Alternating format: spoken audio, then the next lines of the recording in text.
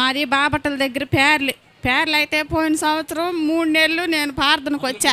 4వ నెలలో నేను ప్రార్థనకు వచ్చేటప్పుడు నాకు యాక్సిడెంట్ అయినప్పుడు హాస్పిటల్కి తీసుకెళ్తే ఒక మనిషి మొత్తానికి రక్తం పాస్ అయ్యి అందించే వస్తువు నాలో పగిలిపోతే ఆపరేషన్ చేస్తే ఈ అమ్మాయి బతకదో చచ్చిపోయిద్ది అని అన్నారు.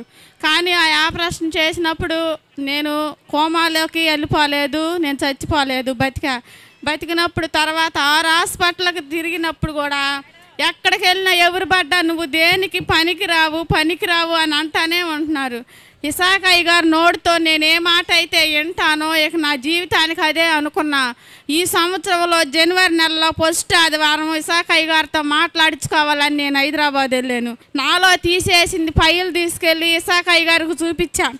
ఇదండి నన్ను ఇట్ట అంటున్నారు, దేనికి పనికిరావు అంటున్నారు. నేను ఎన్నో అప్పుల పాలైపోయి ఉన్నాను, నాకు ఇల్లు గడవతో చూసేవాళ్ళు లేరని నేను అడిగినప్పుడు ఆ ఫైల్ చూశాడు ఇసాకయ్య గారు. నా పొట్ట మీద నూనె చల్లాడు.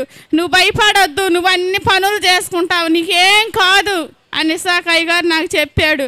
తండ్రి నేను ఆగకుండా 7 నెలలు వచ్చి నీ సన్నిధిలో నేను నీ సాక్షిగా ఉంటానయ్యా అనుకున్నాను. ఇదే నా సాక్షి.